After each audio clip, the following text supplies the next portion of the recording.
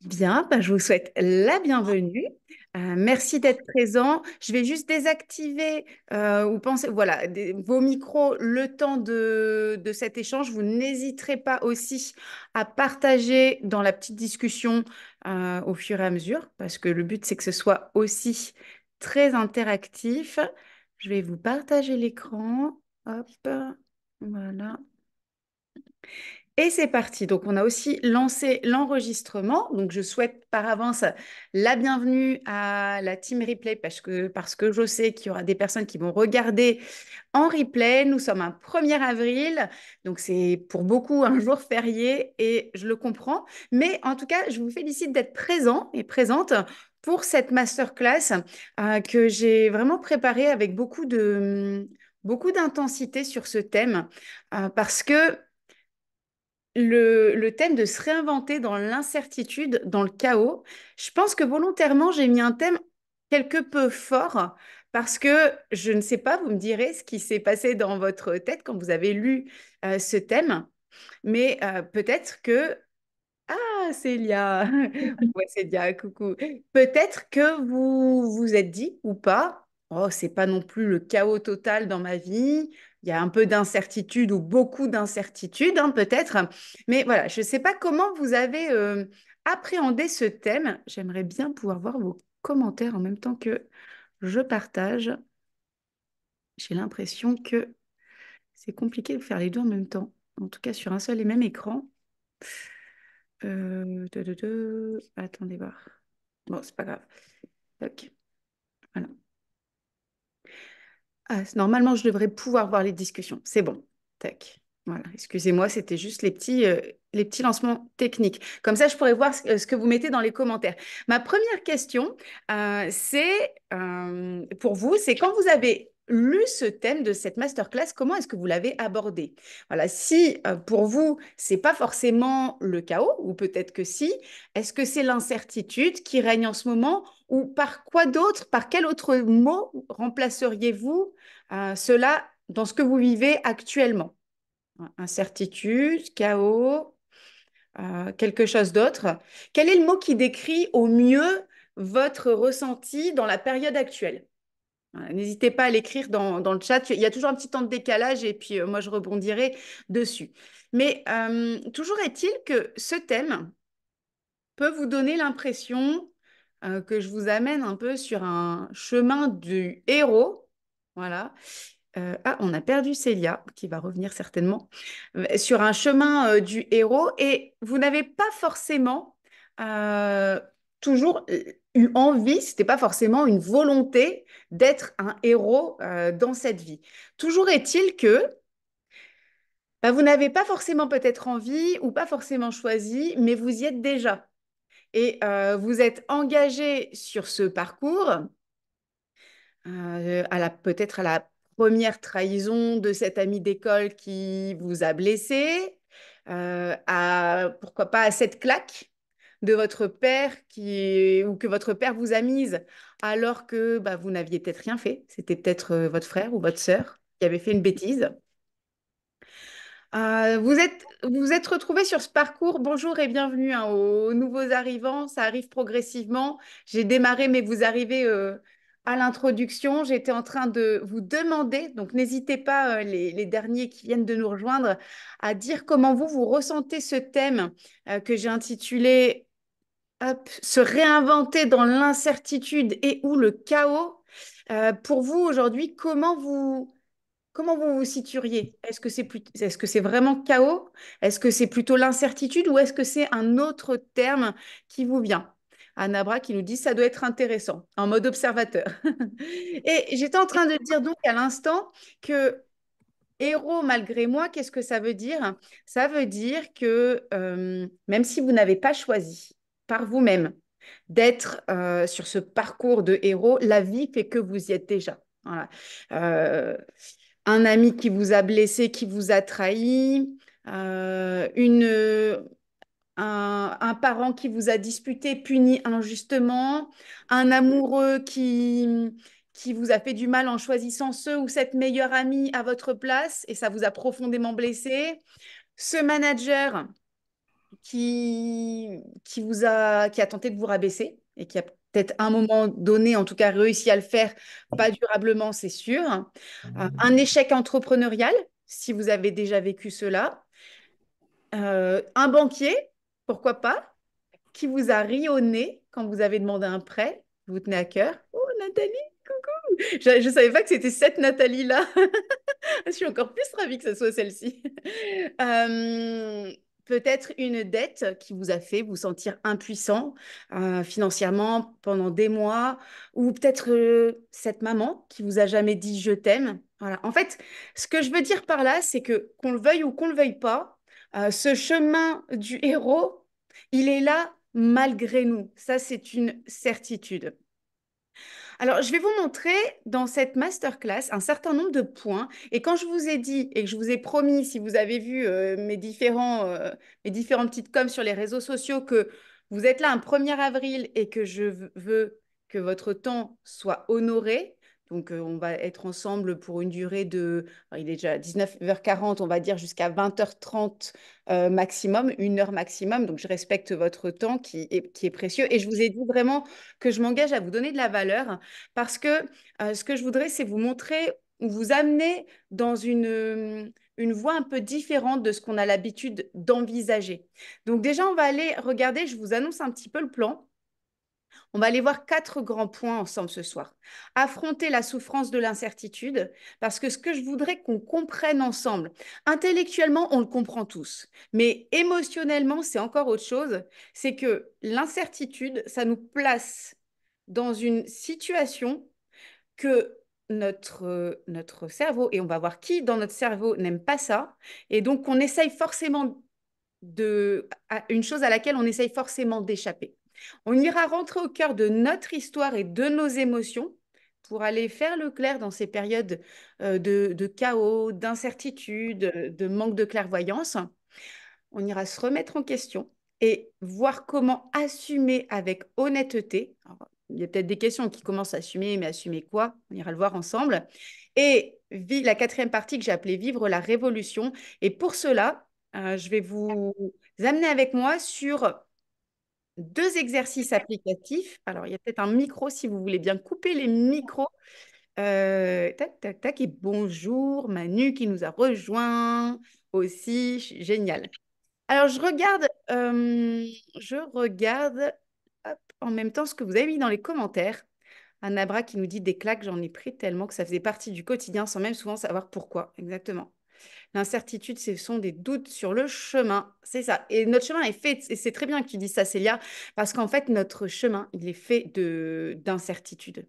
Je me suis aussi si souvent fait larguer par mes copines. Ouais, bah oui, c'est ça. Et laisse pareil, on ne sait pas toujours pourquoi. Je viens de trouver le chat. Ok, moi j'ai trouvé ce thème. Le chat. Le chat. Moi j'ai trouvé ce thème passionnant, mais je me demande si on se réinvente pas une fois qu'on est sorti ouais, de cette période de chaos. Je suis toujours un peu dans cette période un peu de chaos. J'en ai appris de belles choses, mais j'ai l'impression que la leçon n'est pas encore tout à fait terminée. Par contre, oui, je suis sûre qu'une fois qu'on en sort, on est vraiment transformé. Je suis complètement d'accord avec toi, Marie-Laure. Je t'aime, c'est quelque chose que je n'ai jamais entendu en famille. Ok. Bon, en tout cas, merci d'ouvrir cette masterclass avec autant d'authenticité parce que ce que je tiens à préciser, je ne me suis pas représentée et je ne vais pas le faire parce que, sauf erreur, ici tout le monde me connaît. Donc voilà, mais c'est important que je vous précise aussi qu'en tant que coach, ce qui se dit entre nous, bah, je tiens à ce qu'on le respecte, à ce que ce soit respecté. Et en tout cas, si vous acceptez de partager des choses ici, ce le sera totalement. Donc sentez-vous libre de le faire et de ne pas le faire aussi si vous n'avez pas envie. Alors, on attaque avec la première partie, affronter la souffrance de l'incertitude. Ça, c'est une partie qui est clé parce que lorsqu'on vit une période d'incertitude, bah, il y a quelque chose qui naturellement se fait en nous. Et la pire des ironies, et réfléchissez bien à ce que je vous dis en même temps que vous lisez et que je vous parle, la pire des ironies est qu'on essaye de nier nos difficultés pour apparaître plus entier et plus acceptable. Qu'est-ce que ça veut dire? Ça veut dire que lorsque nous traversons une période d'épreuve, d'incertitude, de chaos, parfois elle est courte, parfois elle dure. C'est que on a été façonné en tant qu'humain pour essayer de garder une forme d'acceptabilité. Et comme on pense que pour être acceptable, il faut garder cette apparence bah, que tout va bien, hein, si je devais caricaturer les choses un petit peu comme ça, eh bien, on a cette habitude, et je dis on, c'est un on général parce que c'est presque valable pour tout le monde, même la personne la plus aguerrie en développement personnel ou autre, cette habitude qui est là de faire comme si tout allait bien et de mettre très vite un couvercle. Et ce qui fait que le jour où on se retrouve dans une situation chaotique, d'incertitude importante, on ne sait plus faire. Parce que affronter la souffrance de l'incertitude, c'est, et surtout, je sais qu'ici, bah, vous qui me suivez, et je crois vraiment tout le monde pratiquement, oui, ici présent, sont des personnes qui se retrouvent plus ou moins, hein, des degrés différents dans ma cible des apitiques. Bah, vous le savez comme moi qu'on a une sensibilité, une ou plusieurs formes d'intelligence particulières qui font que on sait que si on rentre dans ce qu'on a l'impression d'être affronter la souffrance de l'incertitude, ça va être comme si on plongeait dans un gouffre duquel on ne sait pas quand on va sortir et on ne sait pas si on va sortir. Alors, évidemment que vous savez que vous allez en sortir, mais dites-moi hein, dans le chat à un moment donné si vous me perdez dans le raisonnement, mais ce que je sais, c'est quand on a ce côté, cette sensibilité, cette forme d'intelligence très particulière que nous pouvons avoir ici dans ce groupe, rentrer dans regarder en face notre incertitude, on sait que ça fait mal. Déjà, naturellement, tout être humain n'est pas formaté pour ça, au contraire. Mais en plus, on se dit, mais oh, si je vais voir ce qui se passe là-dedans, quand est-ce que je vais en sortir et est-ce que je vais en sortir? Donc ça, c'est le premier point que je voulais développer avec vous parce que, en fait, on fait semblant, nous faisons semblant de savoir ce que nous voulons. On a beaucoup d'incohérences, mais on se raconte des histoires autour de notre histoire, autour de nos relations, alors que bien souvent, bah, nous doutons de nous-mêmes et on pourrait se demander à quoi ressemblerait ma vie si j'avais fait d'autres choix, par exemple. Et puis, boum, quand une embûche se présente sur notre chemin, une déception, une épreuve, un doute, voire une bribe de chaos ou le chaos total, hein, ça arrive très sincèrement, bah, tout rebascule très facilement et à tel point que on préfère naturellement remettre un couvercle dessus pour ne pas trop penser. Dites-moi si c'est quelque chose qui fait écho pour vous. Ah, vous avez, en préparant cette masterclass, j'ai fait des recherches, mais en même temps, j'ai revisité dans ma tête ces périodes de chaos que j'ai vécues. Et la vie, elle est faite de ça, hein, mais vraiment des grosses périodes. Notamment, j'ai eu une très, très grosse période qui était la plus difficile. Euh, et je me suis rendu compte, en toute sincérité, que malgré le fait qu'il n'y avait plus d'autre choix que de reconnaître que c'était le chaos, et ben là encore, mon esprit, et on va voir qui c'est, je ne vous fais pas de mystère, c'est lui là. Attendez, hop, voilà. Le grand escroc, c'est notre ego. Il essaie de nous raconter des histoires autour de tout ça. Donc, je vous le dis hein, en toute sincérité, moi, dans cette période vraiment que j'appelle ma période noire, elle était noire. Alors, comme l'a très bien dit Marie-Laure dans le chat tout à l'heure, elle était noire parce qu'au moment où je l'ai vécue, elle l'était. Mais après, aujourd'hui, elle a apporté de nouvelles couleurs. Mais à ce moment-là, c'est comme si je m'inventais une histoire autour de cette histoire pour souffrir le moins possible. Je vous dis pas que c'est malsain. C'est pas ce que je dis. Ce que je veux dire, c'est que si on veut aller de l'avant et affronter et dépasser cela, et y voir surtout apporter de la clarté, bah, en fait, il faut aller regarder. Alors, qu'est-ce qui fait notre ego? Notre ego, il est là pour nous dire bah, pour nous faire nous comparer. C'est lui qui veut qu'on se compare, qui veut qu'on se prouve à nous-mêmes ou qu'on prouve aux autres. Il aime bien, notre ego, se complaire dans ses histoires, dans ce qu'il se raconte, il rivalise, il cherche à ce qu'on s'améliore. Alors attention, je ne suis pas en train de faire le procès de l'ego, mais là, la masterclass, ça n'est pas sur la valeur de l'ego. L'ego, il a aussi de très bonnes choses. Souvent, quand on parle de l'ego, on entend ça d'un œil ou d'un regard négatif ou d'une oreille négative. Pas du tout. Si aujourd'hui, vous êtes là où vous en êtes dans votre vie, c'est aussi grâce à lui. Mais là, je vous parle de ces périodes d'incertitude et de chaos. C'est un escroc, mais c'est pas un mauvais escroc. Simplement, il n'assume pas les histoires, les vraies histoires. C'est ça la chose. Il n'assume pas une grosse partie de nous-mêmes. C'est notre vulnérabilité. Et quand on est dans l'incertitude, bah, on présente cette facette-là, c'est que on vit une très grosse vulnérabilité. Parce que le pire cauchemar de notre ego, c'est quoi? C'est la honte. C'est la honte. Ah, vraiment, le mot avoir honte, l'expression j'ai honte. Euh, Lui, ce qu'il redoute le plus, c'est la honte. Donc, il fait tout pour nous en préserver. Au risque même des fois de passer à côté de notre vie. Mais ça, on s'en rend pas forcément compte. Alors, je regarde les commentaires, Manu qui nous dit: J'ai appris à vivre avec à 54 ans grâce à la méthode Wim Hof et les exercices de respiration de Leonardo Pelagotti. Donc, oui, alors Manu, il faut savoir, pour ceux qui ne le connaissent pas, que c'est un grand spécialiste de la méthode Wim Hof, qui est la méthode dans le froid, voire dans la glace. J'ai compris qu'il fallait accepter, faire avec et piloter ce sentiment. Je vous expliquerai à l'oral, c'est plus facile. On a hâte de savoir, Manu, même si moi j'en connais plein grâce à toi, mais je pense que les autres aussi auront tout intérêt à connaître.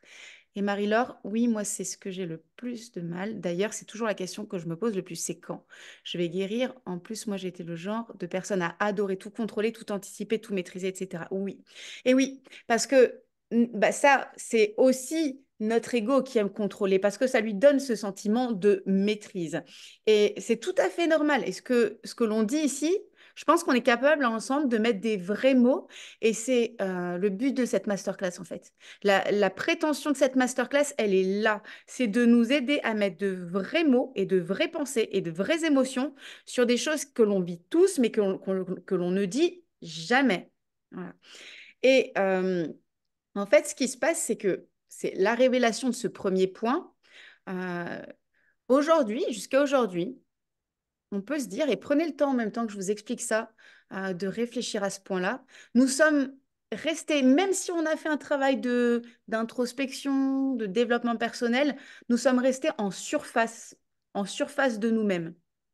C'est aussi pour cela qu'on est dans le flou et que nous n'arrivons pas forcément à en sortir. Parce que on a cette préconscience qu'aller voir dedans, bah, ça fait mal. Alors, je le dis aussi. Vous me connaissez, je pense à peu près tous ici, mais si vous n'avez pas encore suivi des accompagnements avec moi jusqu'ici, moi j'ai vraiment une faculté et ça me tient beaucoup à cœur, je le dis toujours, c'est de faire en sorte que ces choses-là, elles soient le plus fun, le plus facile, le plus agréable. Donc, quand je vous dis ça, c'est pas pour vous dire allons nous faire mal, parce que c'est important de comprendre que ça peut être fait avec beaucoup de douceur. Simplement, comme consciemment et inconsciemment, on sait que ça fait mal, eh bien, on a peur. Alors, c'est pour ça qu'on n'ose pas remettre franchement en question notre quotidien personnel, professionnel. Bah oui, parce que ça me semble insupportable. Et si je me rendais compte que je me suis complètement trompée de voie, personnelle, professionnelle, et que j'ai accepté toute ma vie des choix qui n'étaient pas les miens. Oh, qu'est-ce que ça fait mal. Et ça, c'est quelque chose, hein. Et c'est aussi pour cela que nous ne communiquons pas toujours franchement avec notre conjoint, avec nos amis. Tiens, et s'il m'avouait qu'en fait, il me trouve très moche, très laide, qu'il voit tous ces défauts physiques que j'essaye de cacher, physiques ou de personnalité, et s'il ou elle me disait en face combien je suis stupide et qu'il ou elle voit clair dans mon jeu. Vous voyez, oups, ça fait fou. Toutes ces petites choses ou grosses choses dont nous avons une conscience, mais ça fait mal. Alors, la vérité, je vous le dis, c'est que l'autre, il vous dira jamais ça. Parce que, en fait, tout ça, ça se joue à l'intérieur de vous, de nous, de moi. Mais on a cette conscience de cette vulnérabilité et plus c'est incertain, plus c'est flou, plus c'est chaotique, plus cette conscience, elle est présente. Donc, cette impression que tout pourrait basculer Voilà, comme un souffle de vent. Je ne sais pas si chez vous, ça a été comme chez moi, la tempête ces derniers jours, la tempête de vent où tout s'écroule. On peut avoir l'impression parfois que si je plongeais là-dedans, bah, j'irais attiser la honte. Et c'est ce que notre ego veut nous éviter. Voilà, donc ça, c'était vraiment quelque chose d'hyper important. Parce qu'il faut comprendre que notre ego, il fait son travail avec minutie, avec sérieux. Il n'est pas là pour nous rouler, il est là pour nous faire avancer dans la vie. Mais là, on veut regarder cette chose. Donc, la première clé de cette masterclass, ça serait juste de reconnaître pour vous que jusqu'à présent, vous vous êtes à des degrés différents, hein, mais je m'inclus avec vous, préservé en n'allant pas voir plus au-delà de ça, ce qui fait mal. Voyez. Et ça, je vous le dis parce que je pense que c'est quelque chose qui fait défaut à l'être humain en général. Pourquoi vous voyez des personnes que vous connaissez ou que vous côtoyez ou que vous entendez vous dire à quel point elles sont malheureuses et vous repassez 6 mois après, elles sont toujours malheureuses. Pourquoi? Bah parce qu'en fait, aller voir dedans la cause, la source de mon malheur, bah ça fait mal. Voilà, donc la première chose, c'est d'accepter que pour me relever du chaos, de l'incertitude, bah, j'ai un problème, j'ai très peu d'ego. Alors, Manu, très peu d'ego, est-ce un problème? C'est ça aussi ma question. Parce que l'ego, il a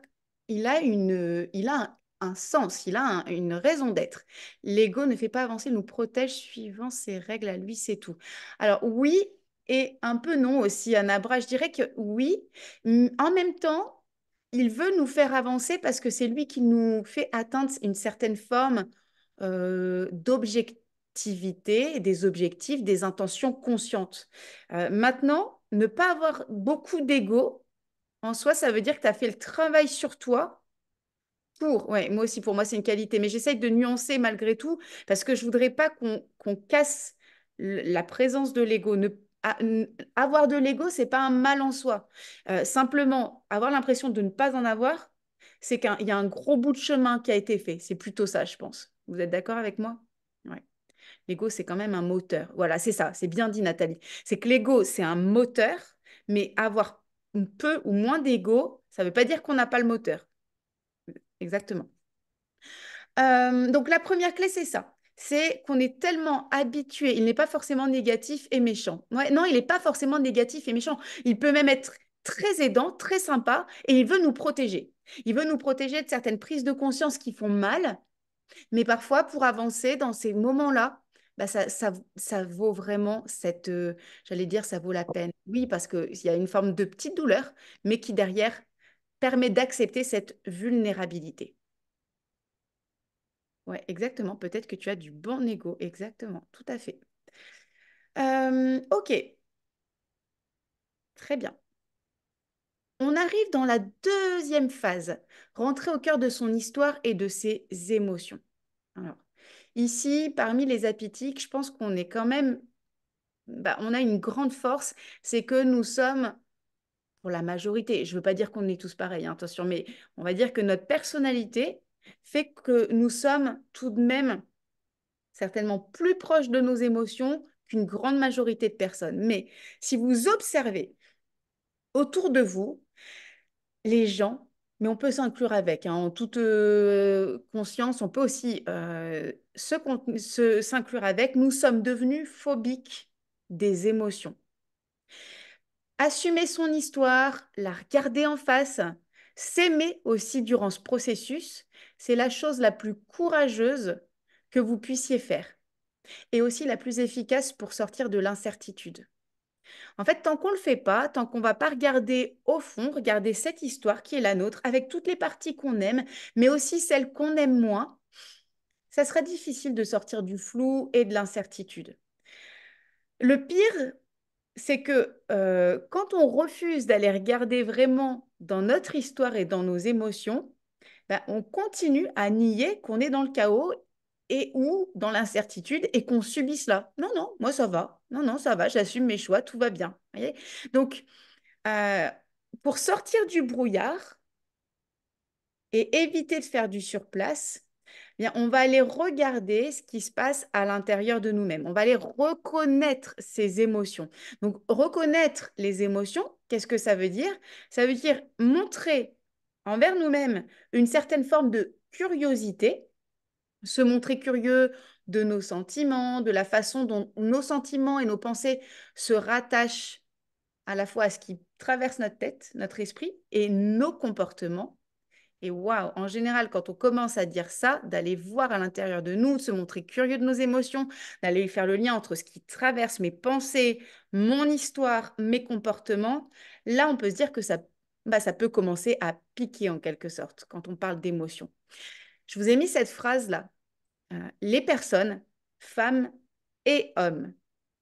Ce qu'il y a, c'est que je sais que parmi les personnes présentes ici, on a des hommes qui sont de vrais hommes et qui sont pas dans la négation de leurs émotions. Et bravo à vous pour ça. Mais j'ai mis et parce que c'est pas quelque chose de purement féminin. Nous sommes des êtres humains.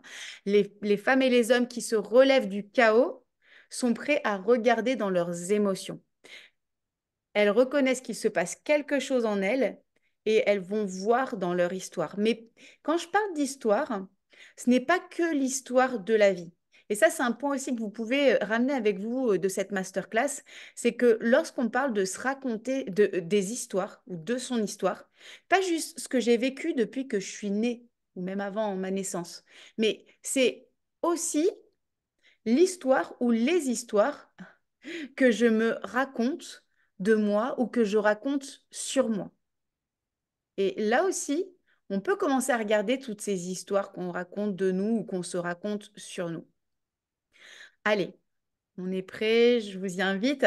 On laisse notre cœur s'ouvrir et on commence à plonger plus en profondeur là, durant cette masterclass.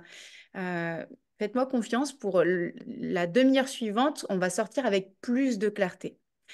Ce que je vous invite à faire, c'est à prendre conscience que lorsque vous vivez une émotion qui n'est pas agréable et qui vous ramène à votre vulnérabilité, observez dans votre esprit. Rappelez-vous comment ça se passe. Quand vous avez une émotion vraiment qui vous ramène dans l'incertitude, vous la tenez cette émotion ou cette pensée, peut-être ce que vous vivez en ce moment, observez comment vous fonctionnez. Vous avez l'habitude de réagir toujours de la même manière. C'est une manière qui est propre à vous-même. Cette façon unie qui est propre à vous de réagir avec cette appréhension, cette émotion qui n'est pas très agréable sur le moment, voire franchement désagréable. Peut-être que vous avez tendance à la balayer d'un revers de main, à faire quelque chose pour l'oublier, à dormir pour l'oublier aussi et la faire se taire. Il y a un truc qui vous appartient juste à vous. Essayez en même temps que je vous parle de nommer votre process. Vous ressentez ce truc que vous faites quand il y a quelque chose qui est incertain. Alors là aussi, en préparant, j'ai essayé de mettre des mots sur ma propre manière de faire pour illustrer. Et honnêtement, c'est très difficile à décrire. Parce que c'est à la fois bref et durable. Vous voyez, ce truc qui revient, dès qu'il y a une pensée qui me déstabilise, l'incertitude, une remise en question, est-ce que j'ai raison, est-ce que je fais bien, est-ce que je suis sur la bonne voie, est-ce que j'ai fait les bons choix, mais en fait, pourquoi je suis là? Euh, il y a cette manière qui est propre à moi et qui est propre à vous de vivre cette chose-là. Moi, comment je la décrirais, cette réaction? Je la décrirais voilà, en toute transparence, comme une sorte immédiatement d'insatisfaction, un micro-agacement ou un gros agacement qui est là, une impatience qui remonte à la surface. Et je vois passer cette chose. Je la laisse me traverser parce que bon, bah, j'ai quand même fait un travail et j'ai l'habitude de faire ce travail sur moi. Mais souvent, là où alors oui, certainement mon ego vient vite réagir. Il met ça sous le couvert ou sous le couvercle de la fatigue. Ah, je suis fatiguée. Mais en fait, c'est pas une vraie fatigue. Oui, certainement qu'il y a de la fatigue, mais c'est une fatigue qui est en train de dire quelque chose. Et, et si je fais pas ce travail supplémentaire, j'ai pas envie de l'écouter. Alors moi, personnellement, comment je vais réagir? Ben, je vais dormir ou bien je sors, ou bien je ronchonne un coup intérieurement. Ou au contraire, ça c'est aussi quelque chose que je fais très fréquemment, je mets un couvercle de positivité. Ah, moi je suis positive, etc. Et comme ça, ça donne l'impression que tout va mieux. Je vous dis pas, là encore, que dès qu'une pensée, une émotion en lien avec cette incertitude, remise en question, dès que ça se pointe, ah, de plonger au fond. Non, il y a des jours, il y a des moments, ça sera juste pas le moment. Et c'est OK. D'accord? Si vous êtes en pleine journée de travail et qu'il y a une pensée d'incertitude qui se présente, on va pas dire alors poussez-vous, on arrête tout, on va plonger à l'intérieur. Mais quand c'est le moment, faites ça. Parce qu'on est tellement fort pour cacher. D'accord? Donc, la clé numéro 2, c'est c'est vraiment de vous engager à traverser pleinement ce processus d'intégration. Donc, notez et repérez les formes que ce processus-là, tout de suite que je vous ai dit, quand il y a une pensée d'incertitude, même si c'est une incertitude qui est très présente dans votre vie, comment vous réagissez pour avoir tendance à l'écarter et continuer votre vie quotidienne? Parce qu'on rejette très souvent cette étape clé qui est l'intégration. L'intégration, je vais vous expliquer ce que ça veut dire. C'est le moteur. Et cela passe par, boum, le troisième point que l'on voit ici ensemble, remettre en question et assumer avec honnêteté. Intégrer, donc je vous ai parlé juste avant d'intégration. Intégrer, cela signifie littéralement rendre complet. Pensez bien à ça. Intégrer, ça veut dire rendre complet. Autrement dit, quand nous refusons de plonger à l'intérieur de notre incertitude, lorsqu'elle est là, c'est comme si les choses restaient déconstruites, compartimentées. Et oulala, nous, les apétiques, on est super, super méga forts, en général, pour compartimenter. Certains plus que d'autres, hein. Mais je sais une chose, c'est que compartimenter, je pense notamment aux HPI, tous ceux qui ont qui sont beaucoup dans la tête, plus que dans les émotions, compartimenter, c'est vraiment leur grande force. Je lis Marie-Laure. Mon problème, c'est que, par exemple, lorsque je vis une situation inconfortable, mes émotions sont comme anesthésiées. Ben, tu vois, c'est ça. Ouais. Sont comme anesthésiées. Et c'est le lendemain que tout sort décuplé. Sur le coup, je ne m'en rends pas compte car j'encaisse pour éviter les conflits. Heureusement, c'est rare que je m'inflige ce genre de situation inconfortable juste une fois par an pour les fêtes, par exemple. Alors, comment faire, par exemple, quand on est dans une situation avec une personne autoritaire, exemple, une personne de sa famille et qui est très âgée, j'ai le respect pour les personnes âgées. Ok. Donc là, typiquement ce dont tu parles, Marie-Laure, et je t'en remercie, euh, est-ce que c'est en lien avec de l'incertitude? C'est peut-être de la gestion, de la gestion par anticipation qui n'est pas toujours faite sur comment peux réagir et comment j'accepte de placer mes limites quand je sens qu'elles sont dépassées, y compris avec des personnes plus âgées. Je ne veux pas te laisser sans réponse, mais à mon sens, c'est pas forcément lié à ce qu'on appelle l'incertitude. Maintenant, je pense que là, ici, ça vaudrait d'aller regarder à quel endroit tu as placé tes limites au moment où tu vis cette situation. Même si tu n'as pas la réaction tout de suite, ce que je comprends parce que je suis un peu comme toi en fait. Je réagis pas sur le moment, je réagis souvent a posteriori. Et comme toi, hein, ça peut être le soir ou le lendemain, mais j'ai ce temps de décalage aussi. Mais plus tu seras au clair avec tes limites, plus à chaud, tu sentiras et tu fixeras déjà, même si tu ne le dis pas tout de suite, admettons c'est une personne âgée, mais tu seras, ah, là on déborde de mes limites pour pouvoir ensuite réagir et anticiper comment tu le vis. Je ne sais pas si je suis très claire, mais à mon avis, c'est plus une question de limite. Ma réaction principale, c'est je suis nulle. Voilà, c'est exactement ça.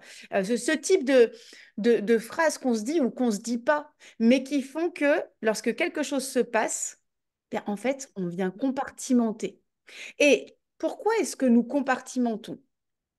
Eh bien, en fait, déjà, en refusant, s'il y a pour ma part, je m'énerve ou je pleure ou je me sens mécontente. J'en parle le soir à mon compagnon, je me dis que je vais prévoir autre chose. Je fais une activité fun pour ne plus rester, j'imagine, ou cibler dessus. Ok, ben voilà. C'est parfait. C'est parfait dans l'instant. Ça n'est pas parfait quand c'est durable. C'est surtout ça. Voilà. Mais c'est exactement ça. Hein, je répète ce que j'ai dit. On ne va pas aller introspecter tout à tout moment. C'est bien d'avoir des soupapes, on les connaît. Et c'est là où je vous demande de reconnaître comment vous fonctionnez, vous, pour aller voir. Parce que qu'est-ce qui se passe?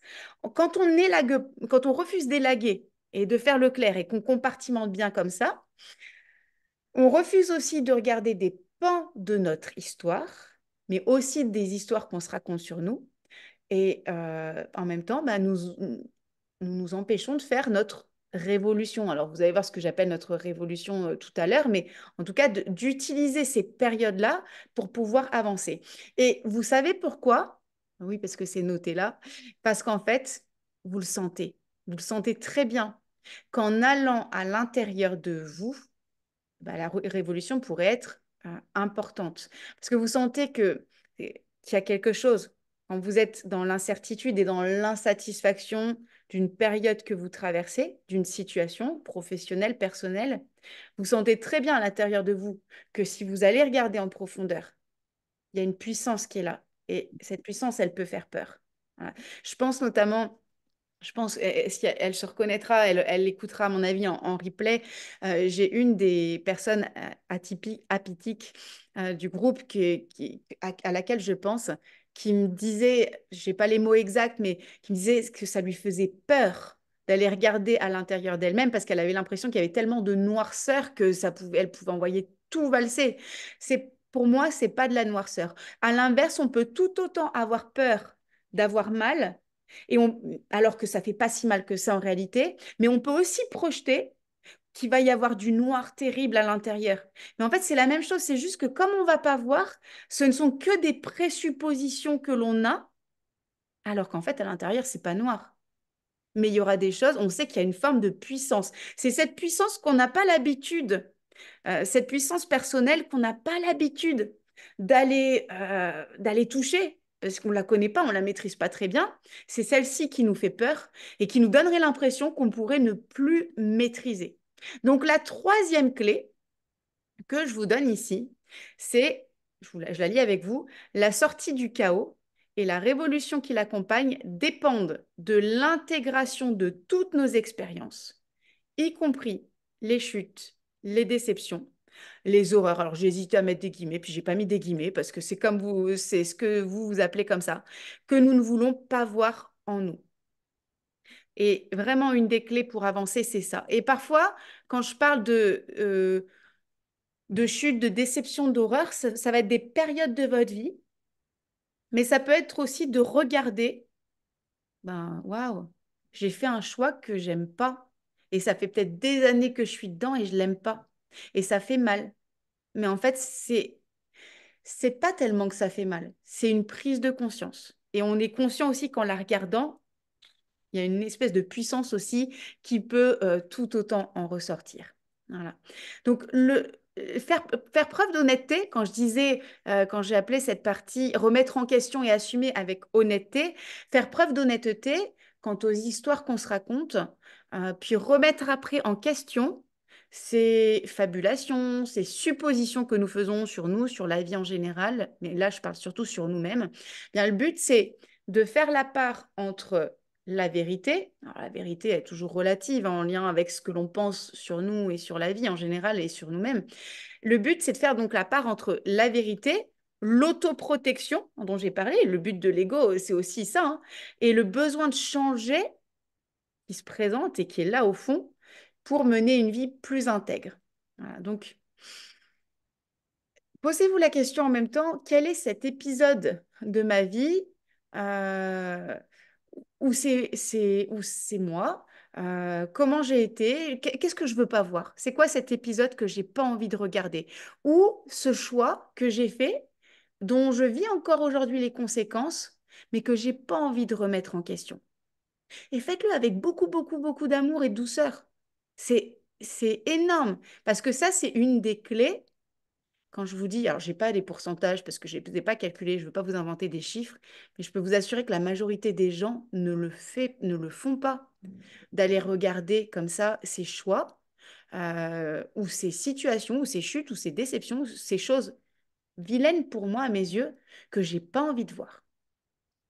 Mais vous savez quoi? Quand on regarde en face, eh ben, c'est déjà à moitié dépassé.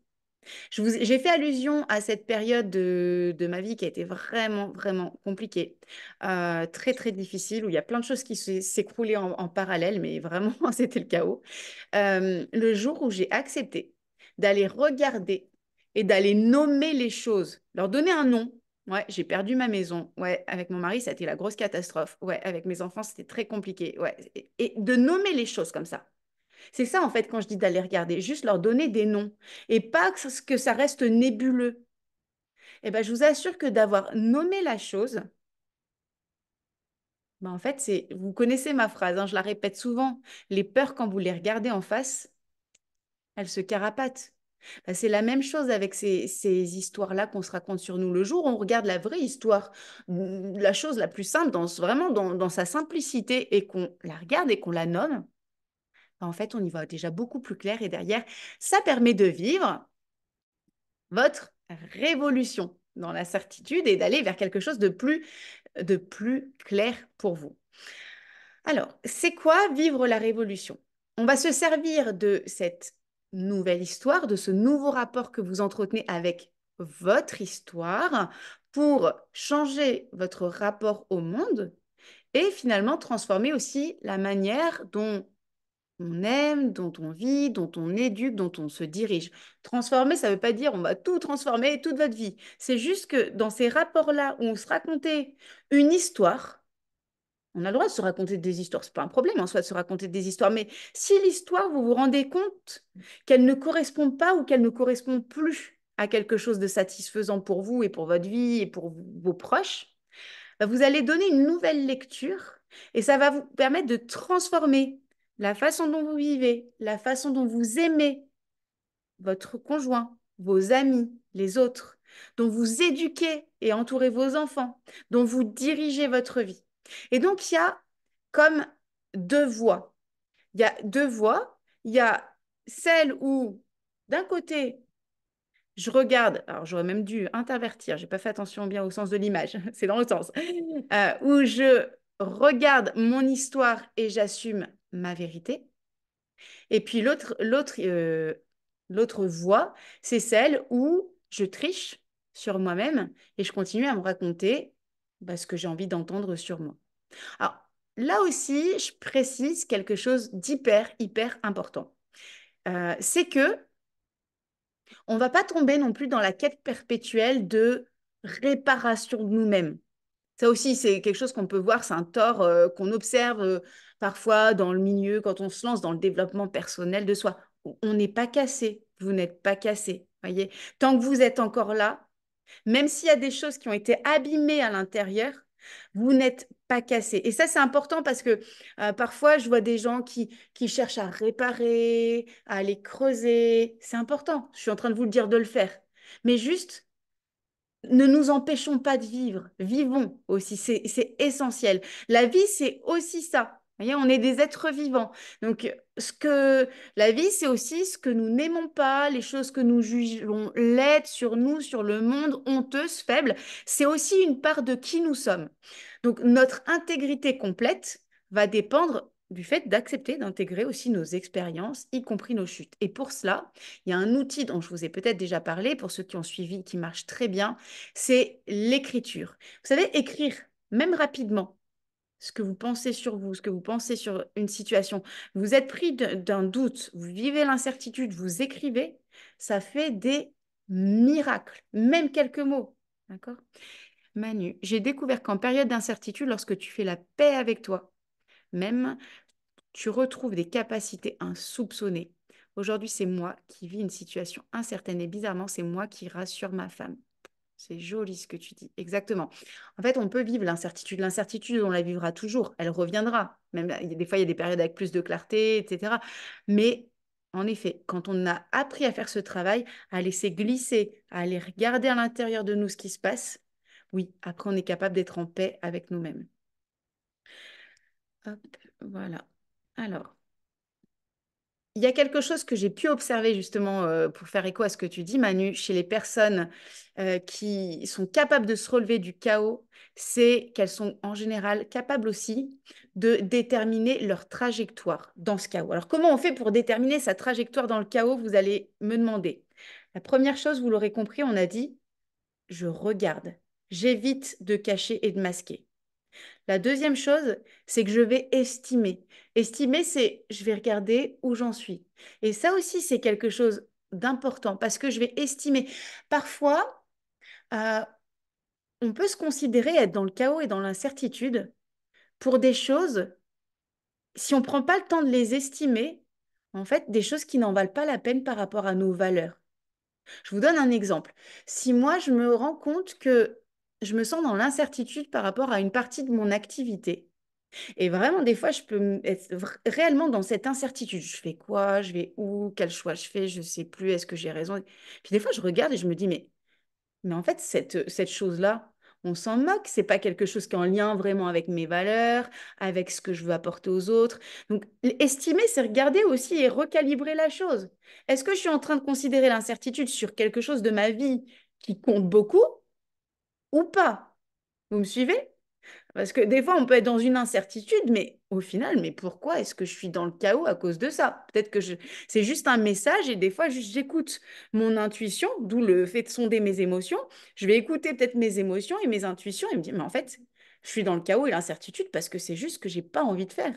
Ouais, donc, c'est aussi aller regarder et avoir le courage de regarder cela. Donc, moi, j'observe vraiment les personnes qui arrivent à sortir de périodes de chaos. C'est des personnes qui regardent. Alors parfois, on a besoin d'être accompagné pour regarder, hein. C'est aussi pour ça que je fais ce métier. C'est pour, quand je parle je témoigne des personnes qui font ça, souvent ce sont des gens que j'ai coachés. Donc on regarde aussi ensemble, mais c'est quand même elles qui ont ce courage de regarder. Ensuite, on estime, on met en perspective avec nos valeurs, avec ce qu'on aime, avec ce qui nous semble crucial dans notre vie, et on va aller sonder nos émotions. Alors, on va faire, hop, voilà. On va faire une application. Je vous ai dit deux applications, deux outils ensemble. On joue le jeu ensemble. On va regarder concrètement ce que ça peut donner. Donc, on va penser à un passage de frustration important pour vous. Et d'ailleurs, là, Marie-Laure, tu peux même me regarder par rapport à ce que tu disais tout à l'heure, hein. Frustration, on m'a mal parlé, ça s'est mal passé pour moi, je suis frustrée. Et c'est ça aussi, hein, qui cause la permanence et la lancinance de l'incertitude. Donc, je vais vous donner un exemple, mais faites le lien avec quelque chose qui vous parle à vous. On imagine, vous venez d'apprendre que votre patron a donné un super gros projet que vous ambitionniez, que vous brilliez à votre collègue, et ce collègue fait le fanfaron pour l'obtenir, mais vous savez très bien qu'il n'a pas comme vous tout donner et puis cette même envie que vous. En tout cas, voilà, le patron donne à quelqu'un d'autre. Et si vous n'avez pas de patron et que vous avez votre entreprise, par exemple, remplacez ça par, c'est un concurrent qui a vendu du rêve au client final et puis vous avez tout fait pour être honnête et droit et lui, il a vendu du rêve et il a décroché le contrat alors que vous aviez donné, pourquoi pas, la version la plus honnête de l'offre. Qu'est-ce qui se passe à l'intérieur de vous? Et ça, c'est le premier point. Je laisse le sentiment s'exprimer pleinement sans le brider. Oh, ça fait mal, hein. Tout à l'heure, Anabra qui disait, bah oui, ça va être des phrases comme je me sens nulle, c'est tellement injuste. Et puis, qu'est-ce que je me dis? Qu'est-ce qui se passe en moi? Je me renferme en moi. Je peux me dire, bah, si ça se trouve, c'est pas pour moi. Euh, et puis, et puis très vite, hop, hein, la tendance, elle peut être là. Je mets le couvercle. Donc, je vais sortir, je vais dormir, je vais faire quelque chose pour mettre le couvercle parce que j'ai pas envie d'aller voir parce que ça fait trop mal. Donc, non, cette fois, on fait l'exercice ensemble. Et cet exercice, prenez l'habitude, quand vous sentez que c'est OK, de le faire pour vous. Donc, on va aller dans un deuxième temps creuser dans notre histoire et à l'intérieur de nous pour chercher ce qui a motivé cette chose, le récit que je me suis raconté, les pensées et les comportements qui vont avec. Donc, je reprends mon exemple de ce projet qui m'est passé sous le nez, qui a été donné à ce concurrent ou à ce collègue pas très très droit, mais qui a tout fait pour l'avoir. Vous savez, quand il se passe ça et que ça vient brasser votre incertitude, vous n'avez pas besoin sur le moment de tout comprendre, juste de reconnaître qu'il se passe quelque chose et que vous ressentez quelque chose à l'intérieur. Par exemple, moi, je peux me dire des choses comme, oula, waouh, c'est désagréable. Et ça me rappelle cette sensation que j'avais quand j'étais debout. Vous savez, quand on était petit au collège ou en primaire, devant tout le groupe, les deux groupes là, de sport, et on avait le camarade qui choisissait et qui appelait dans son équipe. Bon, moi, j'appelle Anna Bra. Moi, j'appelle Marie-Laure. Moi, j'appelle Nathalie. Moi, j'appelle Célia. Et moi, j'appelle Jennifer. Moi, j'appelle Manu. Et puis Amélie, elle est toujours au fond et elle attend toujours. Ben, moi, ça va me rappeler ce type de sensation-là. Et en fait, le fait d'aller reconnaître, waouh, je me sens comme cette petite fille là ou cette gamine rejetée. Oh, alors ça fait mal et en même temps, ça apaise. Vous voyez, je vais reconnaître, juste, j'ai pas besoin de comprendre la situation, juste reconnaître et dire, ouais, je me sens rejetée. Je sais pas vraiment ce qui se passe à l'intérieur, j'ai envie de me cacher dans un trou, j'ai peut-être envie de mettre des coups de pied ou des coups de poing, je sais pas, dans une porte ou dans un punching ball. Oh, et puis au fait, au fond, j'ai peut-être juste envie de pleurer, tiens, parce que c'est tellement pas juste cette histoire. Et puis j'en ai marre parce que, et là, mettez des mots dessus, ça change les choses. Et puis tenez, on continue le jeu, hein, on joue ensemble ce qui se passe à l'intérieur de nous. Tiens, il n'y a pas du chocolat autour, beaucoup de chocolat, du chocolat, hein, ou autre chose si c'est autre chose pour vous. Bah oui, parce que j'en ai bien droit là. Ok. Et ça, c'est aussi une manière de mettre le couvercle, hein, la nourriture, l'alimentation émotionnelle. Et dites ce que vous ressentez. Dites-vous ce que vous ressentez. Je suis, mettez des mots dessus. Je suis gênée, je suis dépassée, je suis en colère, j'ai honte, je me sens rejetée, je me sens vulnérable, j'ai mal. Mettez ces mots. Et puis ensuite, une fois que j'ai dit tout ça et fait ce cheminement-là, je peux me dire les choses. Ouais, mon patron ou mon client a donné ce projet à mon collègue ou à mon concurrent. Et franchement, j'hésite encore entre la tristesse et la colère. J'ai une boule à l'estomac, j'ai un nœud dans le dos, je me sens pas bien. Peut-être que ça semble simpliste, hein, cette histoire-là. C'est parce que ça l'est, hein. Mais en fait, c'est pourtant ce que la grande majorité des gens ne fait pas. Parce que nous avons remplacé nos émotions par des émotions virtuelles. Tenez, c'est tellement plus facile d'aller regarder Netflix quand j'ai mal comme ça et de vivre l'émotion au travers de celui ou celle qui est à l'écran. Parce que comme ça vient couvrir ma propre émotion. Mais en occultant nos émotions, ben en fait, nous n'apprenons rien sur, ou rien de plus sur nous et sur le monde. Là encore, ça te confirme dans cette impression que tu es nul.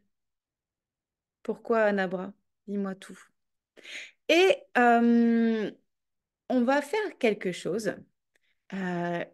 Vous pourrez le faire tranquillement entre ce soir, demain, quand vous voulez.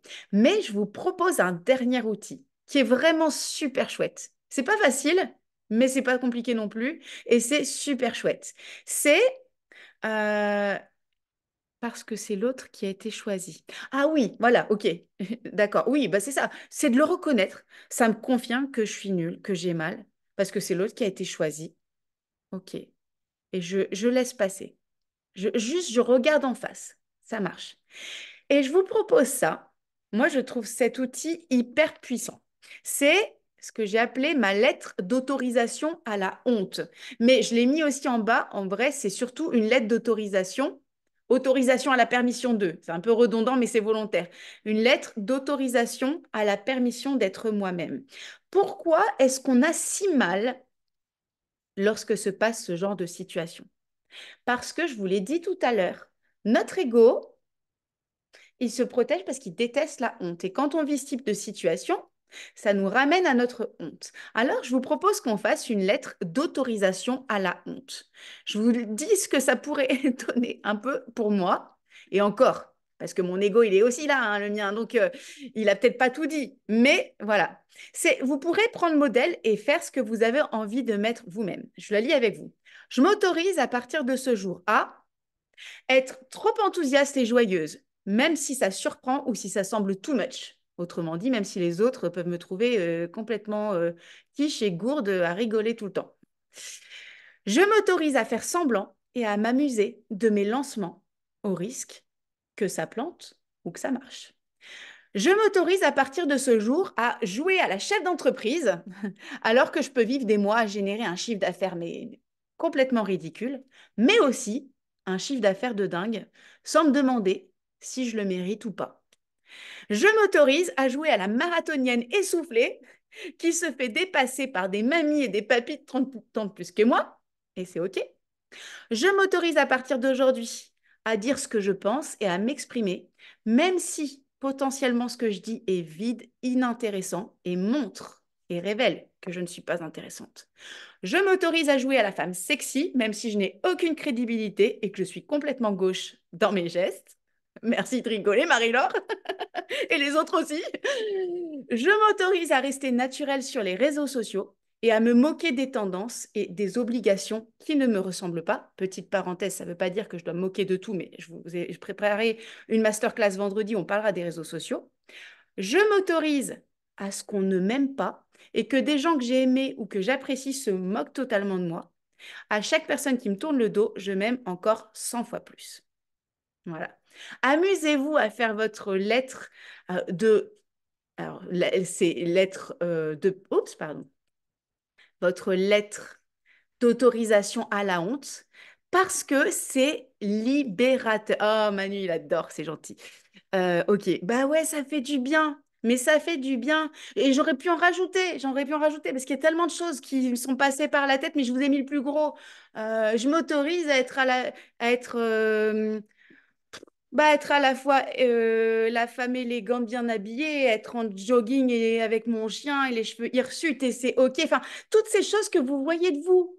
Mais c'est ça. Et en fait, c'est je me fais cette lettre et je m'autorise à le faire. C'est une lettre d'autorisation. Ça, gardez-le en tête et faites-le si possible avant vendredi, la masterclass de vendredi où je vous parlerai des réseaux sociaux.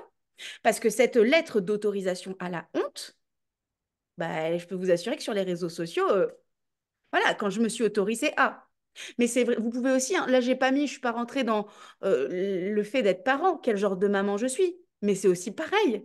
Bon, on va pas rentrer dans le truc là parce qu'on n'a pas fini encore, mais pensez à ça aussi. Autorisation à la honte, c'est aussi de ne pas être le papa ou la maman rêvée. Non, c'est aussi ça. Alors, ça c'est, faites-le d'ici vendredi. Je voudrais juste vous partager en cette fin, vous voyez, oh, on a terminé, pour ceux qui ne connaissent pas, je vous en parle très vite. La majorité, vous connaissez, vous pouvez rejoindre la formule Happy Coaching. C'est vraiment la formule de coaching quotidien. Ce sont des petites séances entre 10 et 15 minutes chaque jour, audio, que je vous prépare tous les jours pour le jour même ou tous les jours pour le lendemain. Mais c'est plutôt le jour pour le jour. Donc, c'est vraiment en permanence. C'est un petit prix, même si ça reste un prix, hein, bien sûr, c'est 55 € par mois. Et honnêtement, pour le prix, vous avez un coaching audio tous les jours sur des thèmes extrêmement variés de la vie. Et j'en reparlerai, mais le 15 avril redémarre, je relance, on va dire, l'Apitic Academy. Donc, je sais qu'il y a déjà des personnes ici qui vont et qui en font partie. Bienvenue à elles. Euh, Commencez à y réfléchir. Je vous en reparlerai parce que je vais animer, je vais vous montrer, dire dans une seconde les masterclass que je vous prépare, mais c'est juste pour amorcer et vous dire la chose. Moi, j'aime bien être transparente et pas vous... Donc, je vous le dis, je vais lancer la Pitic Academy qui va répondre à un certain nombre de problématiques. Vous pourrez regarder tout ça, vous le retrouvez sur mon site. Sentiment de stagnation, manque de clarté de direction, donc vraiment sur le thème de ce jour, les blocs émotionnels, les blocs mentaux, des relations qui peuvent être tendues, superficielles ou difficiles à comprendre, le sentiment d'être un ovni parmi les autres. Ça, c'est quelque chose qu'on connaît beaucoup chez les apitiques, des difficultés financières d'ordre matériel, professionnel, et comment, en fait, l'Apitic Academy, c'est un parcours de 9 mois. Alors, c'est un parcours à la fois formation et coaching. Il y a vraiment les deux. Il est, je dirais, vraiment exclusif pour cela. C'est que c'est à la fois formation et coaching. Pendant 9 mois, je vais vous accompagner. Donc, 9 mois, il y a de la transformation pour concrétiser vos objectifs et vos intentions. Et il a une double particularité, ce parcours Apitic Academy, c'est que c'est un parcours de formation et de coaching et il y a comme un double cursus où vraiment j'ai toute une partie pour aller creuser votre profil, l'atypicité de votre profil. Si vous avez toujours senti que vous fonctionnez avec une approche particulière au monde, une sensibilité euh, particulière, ce qui est souvent le cas des personnes que j'accompagne, on a vraiment ce double suivi. Voilà, je vous en dis pas plus. Commencez à réfléchir pour ceux qui ça intéresse, parce que ça démarre le 15 avril. Donc, autant dire que voilà, commencez à y réfléchir. Et les next steps, donc, et après, je vous libère. Euh, vendredi, donc ce vendredi à 19h30, il y a une masterclass. Alors celle-ci, je sais que elle est très attendue dans mon réseau sur s'affirmer sur les réseaux sociaux. Donc là, je vais vous donner vraiment des clés pour lâcher les peurs d'aller sur les réseaux. Et ça, c'est quelque chose d'hyper fort. Lundi 8 avril à 19h30, nous avons une autre masterclass, une troisième même, sur neuroatypique, votre force en période incertaine. Donc là, dans cette masterclass, ce sera la suite, si vous voulez, de ce qu'on a vu aujourd'hui, avec la spécificité d'aller regarder comment nos particularités, en réalité, même si des fois elles nous donnent l'impression de nous bloquer, font notre force lorsqu'on ne sait pas trop où on va. Et ensuite, le 15 avril, donc la semaine suivante, il y a le démarrage de la Pitic Academy avec, je le précise quand même, c'est la dernière fois, il n'y avait pas ça quand j'ai lancé. J'ouvre sous certaines conditions, mais on en parlera individuellement si vous avez envie, possibilité de financement par votre CPF, si vous avez du CPF, ou si vous êtes entrepreneur par votre OPCO. Voilà, dans ce cas-là, il faut que je fasse une convention, mais c'est possible de vous faire financer. Ce que je n'avais pas laissé, parce que je n'avais pas la possibilité la dernière fois, et là, peut permettre aussi de financer beaucoup plus facilement si vous avez envie de rentrer dans ce parcours de 9 mois. En attendant, gardez bien en tête qu'on se retrouve vendredi 5 avril à 19h30 pour la masterclass s'affirmer sur les réseaux sociaux. Avant que nous nous quittions, ce que j'aimerais vous demander, ça c'est quelque chose que j'aime bien faire, vous pouvez le mettre dans le chat, c'est quelle est la clé, même la plus simple, avec laquelle vous repartez ce soir? Ok, Anabra, pas de souci. Je veillerai normalement à l'enregistrer. Donc, tu pourras voir le replay si ça t'intéresse, le thème. Avec quelle clé est-ce que vous repartez ce soir? Ok, une lettre. Magnifique. La lettre de la honte. Mais j'ai adoré faire cet exercice. La lettre. Yes. Vous allez tous repartir avec la lettre. Jennifer, Kezia, avec quoi vous repartez aussi? Célia, Nathalie. Compréhension du mécanisme. Ouais, c'est top aussi. Merci de le préciser, de mettre de la clarté sur le mécanisme, comment je fonctionne quand je sens que ça fait mal. Ouais, ouais, ouais, ouais. En essayant d'être le plus ridicule aussi. Yes. Ah bah ouais, attendez, il n'y a pas que moi. Bonjour. Je vais faire cette lettre de la honte, ça me fait déjà peur. T'inquiète, on est tous pareils. Et bien justement, ça te fait peur parce que c'est ce qu'on a dit. On a dit quoi? On a dit que ça fait peur d'aller regarder dedans. Et en fait, quand on se rend compte, voilà, c'est OK. Alors moi, j'ai remis le son parce que j'arrive pas à écrire. Ah bah dis-nous, Nathalie. Alors Dis-nous. moi, pareil, c'est l'outil de la lettre. Ouais. C'est efficace, je pense. Ouais, ouais, c'est super. Parce que c'est l'appeler comme ça. Bon, bah, ça vous a tous assumé qui je suis pour Jennifer. Ça vous a tous plu cette lettre. Faites-le. Je trouve ça vraiment très libérateur. Et puis, si vous avez envie de me la partager, vous n'êtes pas obligé, hein, vous en faites pas. Mais si vous avez envie, n'hésitez pas. J'irai pas la poster sur les réseaux, etc. Hein, c'est promis.